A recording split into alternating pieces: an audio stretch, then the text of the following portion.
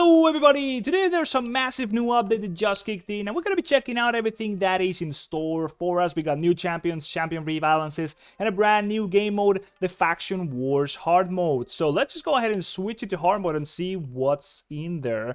And oh boy, the map is now quite different. Hard mode is not available. To unlock hard mode, you must earn Lydia the Dead Siren in normal mode, meaning that you need to fully just go through the whole thing first and finish up every single one of these stages with max stars. At least that's what I think you require, because you need to go to 945 to fully first get the legendary Lydia the Dead Siren. So, can I even get started? No, I can't. And then over here we can see that the rewards are already pretty juicy. We have 200 energy for the first reward, we got a bunch of silver, we got a primal shard early on, and then we also have a new mythical champion, Polara Fireheart. I'm assuming she's new. Yes, she's in fact a brand new champion. We got her over here on the Polara Play announcements. So let's check her out. She is a mythical champion, so of course she has two forms. First of all, she looks like some sort of a fire mage, an attack champion for sure. Then her second form is a defense champion. Didn't even know the champion type could totally switch from forms.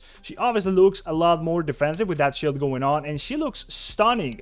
Not gonna lie, she looks absolutely amazing in both forms, and the fact that she goes from an attack champion to a defense champion is just crazy. Let's check her ratings. If you want to join my team in Raid Shadow Legends, click the link in the description to get a free Narma as well as Anax, Uugo, and Mausoleum Mage as you progress through the game. Here's what you need to do. First of all, log out of Polara Play on PC and uninstall. Then click the link in the description and register a brand new email. Launch Raid and complete the tutorial, and then go to your inbox and claim your first champ. Don't miss out on your chance to get a fresh start in Raid with a free Narma and 3 epic champs. Click on my link right now. I don't have her, of course, so I cannot check the ratings in-game, but we can see what Hell Hades had to say about it, and of course, I don't think he has it either yet, but there we go, it's a 5 right off the bat, with basically being rated as, like, the best champion in the... Well, depending on the form, she's gonna be certainly differently good in one or another kind of content. I don't know if you can actually choose to switch or not, but if she's I think it's like a defense champion over here, she's gonna be like insane pretty much everywhere, and then she's still like pretty much insane as well, like arena ratings and everything is like maxed out. Then let's actually check her skills. So what does she do as an attack champion? First and foremost, actually this is the attack form. I was mistaken. I thought it was like the defense one because this looked a little bit more defensive to me, but let's just go ahead and check it out. A1, attack one enemy, places an extra hit if the target is under any debuffs, has a 25% chance of granting an extra turn, and damage is based off of both defense and attack. I'm not sure if it's going to be scaling double, and that is why it's, I don't know, like both like a mix of a defense and attack champion, or if it's going to be like a 50-50, then also only leveling up to 2, actually. Yeah, and A1 with a level up, there we go, 20% extra damage. A2 on the attack form, attacks one enemy 3 times, each hit will ignore 25% of the target's defense, each hit will ignore 50% of the target's defense instead, if the target is under a high HP burn, or debuff, or a freeze debuff, okay. Then a lot of debuffs interaction already over here and here. Each hit also destroys the target's defense and resistance by 3%, stacking up to 30%. That is an entire blessing onto this champion. Onto the A3, or rather A2. That is insane. Places an HP burn debuff on all enemies for 2 turns if the target is killed by this skill. This debuff cannot be resisted. HP burn on everybody for killing somebody with this. I mean, that's actually pretty good, of course. That sounds pretty insane. 3 turn cooldown, 2% damage increase when you actually level it up. A3, Pyro Maxima attacks all enemies this attack deals single target damage to each individual target. Okay, rather than AoE damage, meaning that it cannot be resisted by AoE damage resistance. That is better than AoE damage instead then. Will ignore shield, block damage, and unkillable buffs. Okay. Instantly activates any HP burn debuffs on all enemies. So you apply them with this, and then you trigger them with this. Places a block revive debuff on all targets that are killed while under HP burn debuff or a freeze debuff. Well, this is an arena machine, damn. So no unkillable stuff. You can straight up nullify anybody, like they're not coming back anytime soon. It's an AoE block revive when you kill people with this. I'm assuming it's gonna be doing insane damage as well. Also, almost no levels on her skills. I'm assuming that is because, of course, you also have to level up all the other version of the skills over here. Yeah, I think that's kind of how it works. I don't have any mythical champions myself, so I cannot really tell you. I wouldn't be able to tell. Then this is a transform from the champion into their alternate form, then grants an extra turn. And then she also has a passive on the attack form. This champion deals 25% more damage against enemies under an HP burn, debuff, or a freeze debuff. This champion deals 100% more damage against enemies under both those debuffs. This champion ignores the damage reduction granted by freeze debuffs. Oh my god, okay, 100% more damage if you got both the debuffs. So I'm assuming she places HP burn with the A2 and then places it on everybody if she actually kills that person. So this must be a heavy hitter, because it's a single target attack 3 times rather.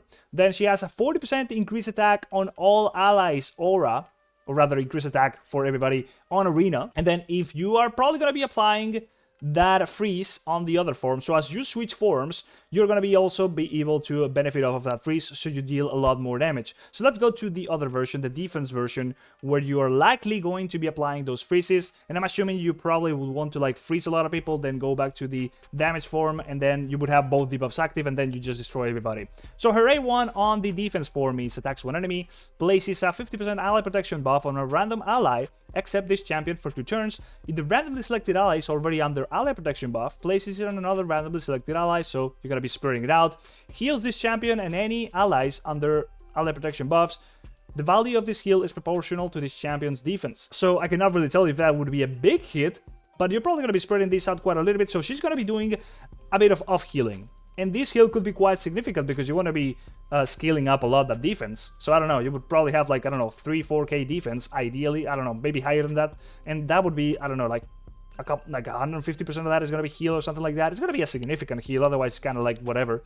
Then Frozen Tendrils places a block debuff buff and a 25% strength buff on all allies for 2 turns, okay? Places 100% snare debuff on all enemies for 2 turns. This debuff cannot be resisted by enemies under an HP burn debuff or a freeze debuff. So you're just gonna be applying this thing pretty much guaranteed. I mean, how are you applying these freezes? Attacks all enemies before attacking, places 1 intercept stack on all allies, places a freeze debuff on all enemies for 2 turns. This debuff cannot be resisted. So that's how you apply the debuff. Only for 1 turn though. So you're gonna be applying this and then you can guarantee the snare. And then you don't apply any debuffs over here. You only apply good stuff. So this is just like the form changing. And what happens with this is going to be the same. Allies under freeze debuff receives 90% less damage. If there are multiple champions in the team with this skill, only 1 will activate, okay. Once per round, revives each ally, including this champion with 100% HP. Places a freeze debuff on the revived ally for 1 turn. This debuff cannot be resisted or blocked. So, the champions with this debuff receive 75% of incoming damage, meaning that while you are unable to do anything, you're also taking less damage. So she's going to be taking that to 90%, and she's going to be reviving every ally, including herself. So how do you even lose? That is, of course, if like there's somebody else alive and then her turn would come back while dead. So, do you need to be dead for this to trigger? I don't think so.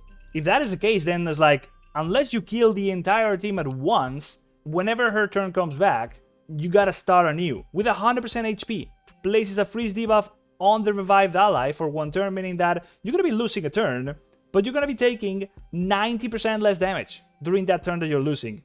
This debuff cannot be resisted or blocked because it's like being placed on your allies. What is this champion? That sounds insane. It's a passive as well, so it's like gonna happen every turn. That is crazy. And she's got the attack aura over here as well. This doesn't change. This sounds absolutely nuts. I'm not understanding how this works properly. But damn, I'm obviously assuming to be able to get this character. Remember how faction wars work, right? You need to be having a team that's going to be strong enough to go through every single one of these levels, which I'm not going to be able to check out because I don't have the thing. But you need to have a stack tap team who's able to fully clear the highest difficulty content for like only a faction, right? You got to make the best team to clear the hardest content for every single faction. So you need to have like at that point you have already finished up Raid Shadow Legend. Don't get me wrong. So if you are able to do that, you're gonna be getting a champion which is just like you win, right? That's kind of how it is. So for doing this, you're gonna be getting the bigger glyphs of the bigger kind. You also got massive materials as well as chance of getting the mythical version of this. Now there is also a new relic that's gonna be dropping from this whole thing. There are new relic fragments over here, which are the spiteful remains. As you saw here, you can also get some of those from this. So if we go ahead to the forge and check out the relic crafting, I don't have any of the materials, of course, but I can go to the relic index and find over here on the Faction Wars group, right? Relics in the Faction Wars group can only be crafted in the Forge with Spiteful Remains, which is the new kind of remains that are dropping, or the relic shards that are dropping on the hard mode. And the chance of crafting a relic from the Faction Wars group cannot exceed 50%. So these are all new relics that you can craft for your champions throughout playing the hard mode. So let's see what we have over here. Where have the stats increased by 1% for each ally from the same faction? Obviously that makes sense for Faction Wars. Where has a 25% chance of placing a fatigue debuff for 1 turn with each hit, which is going to be increased by quite a lot. That is insane. Then we have another one with the first hit received by the wearer for each enemy in the round will deal 10% less damage.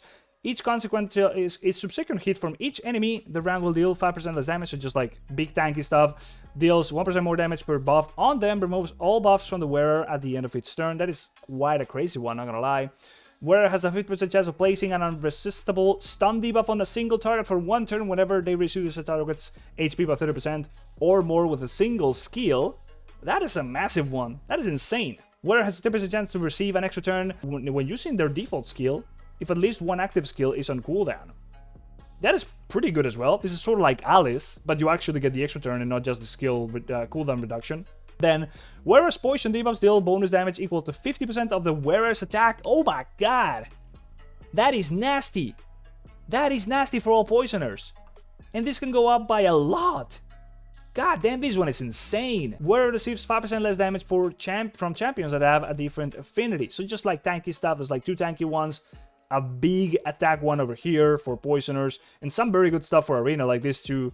And then this is definitely pretty strong as well. If you use the 1% of stats, so you can get like, what is it, like 4%? Or rather, if the own champion counts, like 5% more stats in general. This sounds a little bit underwhelming, but you can like increase it as well. But there is some nod effects over here. The fatigue debuff over here. A fatigue debuff meaning that if you use an active skill with a debuff, you're gonna be going to sleep for 1 turn, which is nothing too crazy, but it's actually like pretty damn strong for many scenarios. And we also have some more new champions with this new patch. We have Niame, Spear of Nyrisa from the Sylvan Watchers, a defense champion of a legendary tier who has a big rating of only 1 review, but it's 5s. Okay, interesting. Although she does have a 4.5 overall rating on Hell Hades, and she is basically pretty well received pretty much everywhere. Let's quickly check her skills. So she has a decreased attack and a decreased crit rate on her A1, and a big chance of these debuffs actually not being able to be resisted, so great potential as a debuffer over there. Then she also has an attack that's going to be ignoring a lot of the target's defense if they are low HP, also placing a shield buff on all allies, which the value is going to be based off of the difference between the target's HP of his attack and the character's HP, so Niame's HP. Now, if that is a boss, instead, it's going to be based off of her own defense. And if the target is skilled, she's going to be reducing the cooldown of all ally skills by 2 turns. That is insane versus like the Hydra, where you're going to be killing the heads and stuff. And basically anywhere else where you actually can kill something. Maybe not a clan boss, but the value of this shield could be very significant. Also quite some damage coming from this with the ignore defense. Then she also has a big heal over here based off of the champion's defense, as well as placing a block debuffs buffs and an ally protection buff on all allies for 2 turns on an only 3-turn cooldown. So she's a great healer, debuffer, shielder, skill cooldown reduction, and on top of that she has a passive where she's going to be placing a block damage buff on all allies for 1 turn at the start of the round. So it's going to be only happening once per round, but gonna be triggering as well every time her HP drops below 50%. So if she goes low and then she goes back up, you can actually get a lot of uses of this. Now this can only trigger once if there's multiple champions like this on the team, but she can like definitely be one of those champions you want in some sort of unkillable team. If you get her to be like somehow low defense champion, but that would be like totally getting away the point from her heals and her damage from this thing and like the shield value and stuff like that for bossing. A little bit weird. And then increase ally defense in all battles. She's like insane, not gonna lie. We also have Uthal of the Jade with some very nice reviews over here in-game with only a 4 rating in Hell Hades. Let's see what he does. He's an attack champion on the Dwarves faction who's going to be doing the following. Attacks one enemy, 20% chance of granting an extra turn. If this attack kills an enemy, grants an extra turn. So just a lot of attacks going off of the A1, not bad. Then attacks all enemies before attacking, reduces the value of any shield buffs on all enemies by 100%, and places a massive decreased defense debuff on them for 2 turns. I'm guessing this is going to be happening regardless whether or not they have shield buffs. So this is like straight up remove shields. Shields don't exist because it's going to be going down to 3 turns. This effect cannot be resisted if this skill was used on an extra turn. Okay, 20% chance of granting another extra turn. This chance increases by 10% for each critical hit. So it can go up to like 50%, because actually 70%, because like it's adding up, because it's an AoE attack. Well, this is actually insane. Not gonna lie, this is a very good champion for many avenues like arena especially. Attack one enemy, will ignore shield, block damage, and unkillable buffs. Another one of these kind of champions. Oh my god, also ignores stone skin buffs, and 100% of the target's defense if the skill was used in another extra turn or an instant turn. Alright, I mean, he's supposed to be getting a lot of extra turns off of this. You can actually, this is not scaling up the chance of the extra turn. I thought it would. And then the passive is, if an ally has a chance to gain an extra turn, increase that chance by an additional 5%. If there are multiple champions in the team with this skill, only one will activate. This champion deals 25% more damage on extra turns. He's all about just getting more of those, so you definitely want some relentless set on gear, some relentless gear on him, as well as increasing ally attack in arena battles. He does sound like an arena champion with all these debuffs applying and like removing all the shields and stuff. He does sound quite strong, not gonna lie. And then we also have Praeva the Slitherer over here as a new champion in this patch. She has some massive ratings on the in-game, although she has a 4.5 on Hell Hades. She's a support champion with a very interesting kit. She's gonna be transferring all debuffs from herself to the target of her A1, this being not resistible if the target, or herself rather, is under 3 or more debuffs. Now the interesting thing about that is that she's gonna be taking all the debuffs from actually only one from each of the allies to herself, except all of these other kind of debuffs, and then this is gonna be not resistible by the allies, and this will only activate once. But then she's gonna be also increasing passively the turn meter of everybody else, increasing by 2% for each debuff that she has. So she's gonna be accumulating all debuffs onto herself, soaking them up from your allies, and then putting them onto the enemy, as well as filling the turn meter. She also heals allies by quite a little bit, 25% of the champion's max HP, so she's gonna be pretty beefy, and also placing an increased defense buff as well as increased speed. Very sturdy on a 3-turn cooldown actually, as you're leveling up this skill. And finally, she has also a revive on her kit, 100% HP, 50% turn meter, fully resetting the cooldown of all the skills of whoever was dead. So, Reviver with quite some heals and buffs, as well as a debuff cleanser. But it's a little bit better because you're going to be transferring them, although you are not really able to take away any debuff that's going to be like removing your ability to function, really, like stun, sleep, freeze, provoke, fear, true fear, petrification, and ship.